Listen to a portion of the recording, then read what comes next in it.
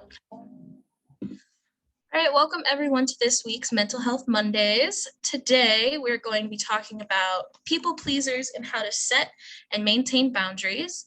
And we'll go with a quick introduction. I'm Lucian. I'm a mental health and wellness peer educator. I'm a junior studying behavioral sciences. And if you want to introduce yourself too. I'm Daille. I am also a mental health and wellness peer educator, and I am a psychology major with a minor in women and gender studies and a pre-med concentration. Sweet. So we'll run into, we have a little overview here, just kind of what we're going to talk about. What is people pleasing? How to tell if you're a people pleaser? Where does it come from? Why is it unhealthy? And then Daille will lead into the boundaries portion, talking about what are they? Why are they important? How do we set them, etc. So to begin with, what is people pleasing? So people pleasers is a type of person, maybe type of personality who goes above and beyond to serve those around them, often at the expense of their own comfort. They have this feeling that they need to, quote, save others, often leaving them emotionally drained in relationships. They kind of feel like they have to be the backbone of every relationship that they have. And they overcommit to things at the expense of health, grades, money, time, etc. And so we have this little picture here that I thought was funny, where it's like, what do you want to do? I don't know. What do you want to do? Well, what do you want to do? It's like two people pleasers going back and forth. You're never going to figure out what you do. You're just going to spend the whole time asking what the other person wants. So what appears on the outside isn't always what's actually happening. So that's why people pleasers, it's hard to identify if people in your life are people pleasers or if you yourself are a people pleaser. Excuse my brother, he's grumpy. So what you might see on the outside is you see a person who's on time, they're very punctual, they're very helpful, they're agreeable, they're socially attuned, so that kind of means they can like read the room, so to speak. They're kind of pliable, so they do kind of whatever goes along with the rest of the group. They kind of follow the majority. They're easygoing, they're fun, they're kind, they're always there, they're always working, and that's what it seems like on the outside. So on the outside, they seem like a very well-rounded person, but on the inside, and what people don't see is the lack of self-care, the self-neglect, the anxiety that comes with being so agreeable and easygoing and ignoring your own boundaries, maybe even ignoring the boundaries of others, masking this anxiety, holding things back, overthinking, working late to the point of burnout, and just general exhaustion. So these are the things that many people don't see when you know someone who's a people pleaser, but it can actually be very detrimental. So how to tell if you are a people pleaser, if you find yourself apologizing for everything, even if it isn't your fault, agreeing with whoever is in front of you to keep the peace, taking responsibility for other people's emotional responses, unable to say no, shifting your behavior or opinions to fit whoever you're with, depending on praise from others for self-esteem, and pinning your worth based on how others see you, then you might be a people pleaser. And of course, none of this is great.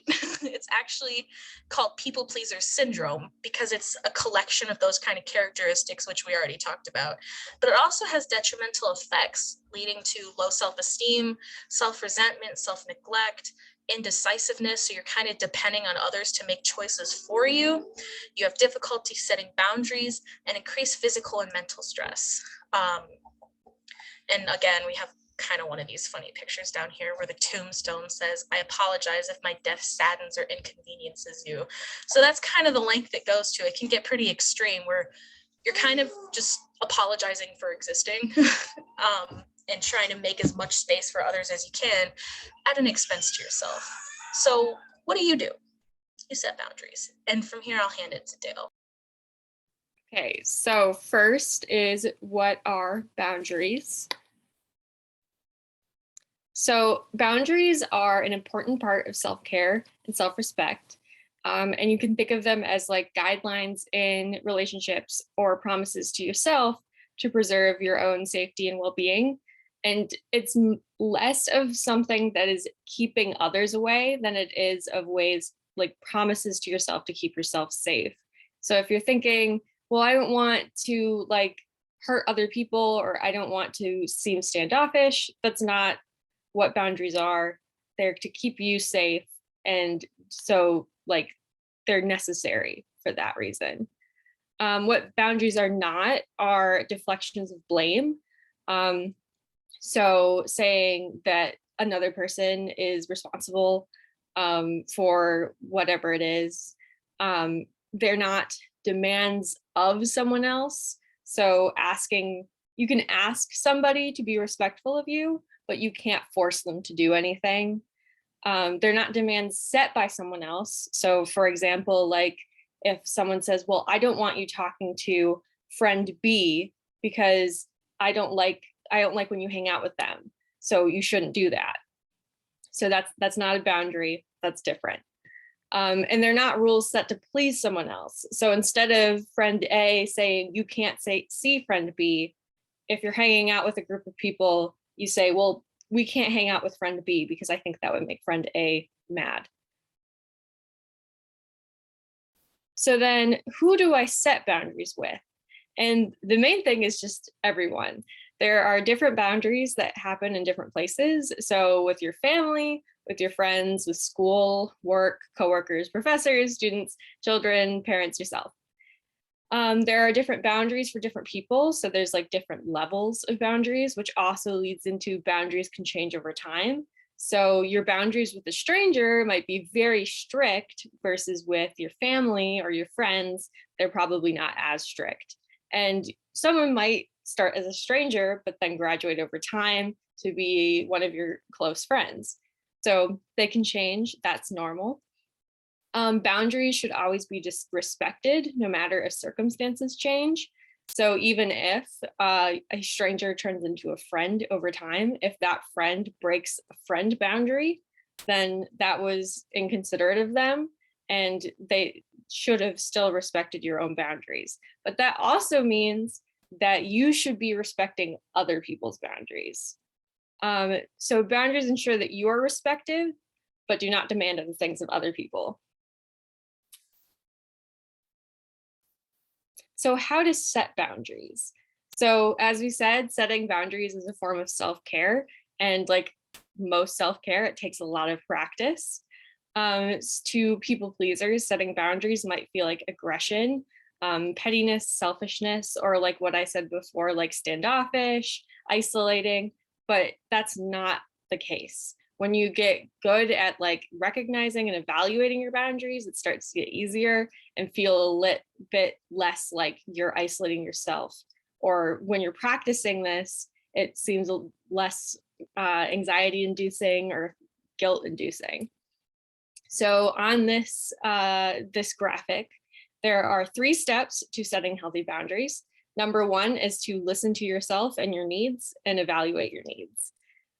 So what is important to you? What are your needs in a relationship?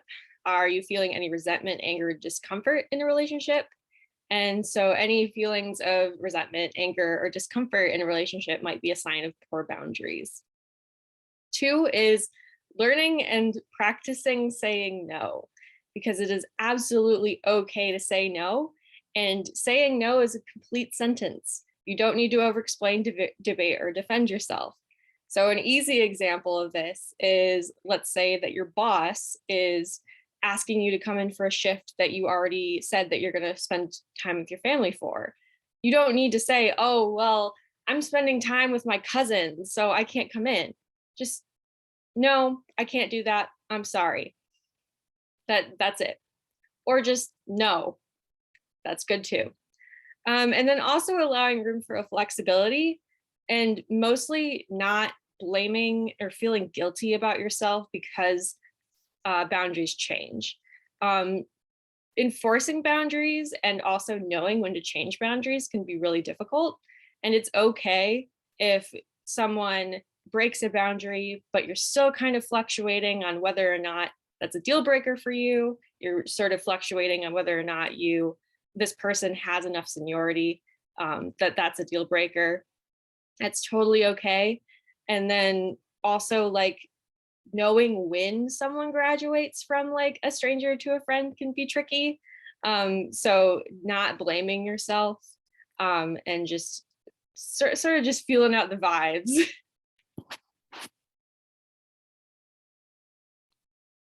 Okay, so how are boundaries healthy? In relationships, it increases honesty, feelings of safety, open communication, and bonds. Over time, it can also help with like just the healthiness of your relationships. Um, it also decreases arguments and resentment, jealousy, and suspicion. Um, for your environment, it becomes more, boundaries create a more welcoming environment, an environment that's more tailored to you. Hold on. There we go. We're good. Okay, so an environment that's more tailored to yourself, that you feel safe in, and that is inviting, that doesn't feel constricting, that you're allowed to leave, you're allowed to deny things, and allowed to go where you want. And then for yourself, boundaries create higher self-esteem, higher feelings of self-worth. It avoids burnout, both emotional and physically, developing independence, having higher energy, and having less mental and physical stress. So then here are some situations and some good boundaries. So first is easy, or an easier one. Friends showing up unannounced when you need to study, especially right now because it's finals or almost about to be finals. So just saying, hey, I need you to call first before you stop by. Pretty straightforward. So that's one thing you can say. If you're struggling with overcommitting to events, this could be like work, this could be with friends, this could be with school. You can say, hey, I have an obligation, which could be anything. I'm just overbooked. I've got to study. I have to go clean my house this Sunday. Can we meet again next week? Can we take a rain check? Not having the emotional energy or time to actively listen to a friend, which is a big issue with people pleasers. You always feel like you need to be there all the time. Just saying, hey, I'm not in a place to take in this information. Can we just come back to this later? And then if you feel like the therapist friend, which can often happen, and you could say, hey, it sounds like you might need a level of support that I can't really provide right now. Why don't we go to CAPS together and get you that level of support? So I and some other peer educators, you don't need to play this because it's long, but if you want to learn more about boundaries, this is on our YouTube channel, UM-Dearborn, Healthy Boundaries Part 1 of Building Better Relationships. Me and a couple of peer educators and a CAPS counselor did all of this together. Oh, we don't need to play it. It's an hour long. We don't need to do that. Okay, so then how can boundaries help us stop people pleasing? It's practicing to say no, and learning how to put your needs first. It also creates higher self-esteem and higher senses of self-worth. And it's also good practice for asserting yourself and asserting your beliefs. Learning to stand up for yourself and learning not to apologize for everything, because you don't need to apologize for asserting a boundary. And one small thing to add, because I feel like this is, yes, that was the last, but I do want to say, I think as someone who's like been a people pleaser for a long time, I think the biggest deterrent from like actually like saying no and setting those boundaries is like avoiding the discomfort that comes with it. And that's like a big deterrent for people who are trying to set boundaries. But at the end of the day, there's nothing wrong with having that discomfort come up, because it's like a natural reaction that comes with something new. So if you're setting a boundary, that's something new, it's going to be uncomfortable for a minute because the other person is like, oh, okay, I didn't know this was a problem. I'm sorry. But then it goes away. And it's so much better. Because then like I had a big thing of like people like I'm in a friend group, everyone's kind of touchy-feely when we were in person. So people would get unprecedented hugs all the time. And I was like, please. Like I wasn't a type of person who could get hugs randomly. So I'm like, my dear friends, I love you so much, but you need to ask first. And it was weird for a minute because they were like, oh, I didn't even know that bothered you. But when I actually said something, it made it so much better because my friends weren't inadvertently making me uncomfortable, and then I wasn't sacrificing my comfort just to make them happy. So it's a win-win on both sides. Yeah, and that's also a good example of like communication and not dropping hints, just so that there's no awkwardness. Instead of like that passive aggressive thing, I definitely used to do that all the time. It's not healthy. That's why we're doing this. Anyway, go ahead, Daille. Okay. All right. So thank you for watching if you're watching this later. Another thing about people pleasing is that it can often be a symptom or caused by underlying issues, trauma being a big one. Constantly having to please somebody can be a big sign of trauma, and we understand that. And so if you're thinking that might be you, then you can always email or call CAPS, Counseling and Psychological Services, at UM-Dearborn CAPS at umich.edu. The phone number is right here, or you can visit in person. It's the second floor of the UC, 2157, or if you go in the front doors and you go upstairs, it's right in front of you. So yeah, anything else to add, Lucian? I didn't have anything else to add. I think that was very well said. All right. So with that, I will stop the recording, and I hope everyone has a wonderful week. And wonderful finals.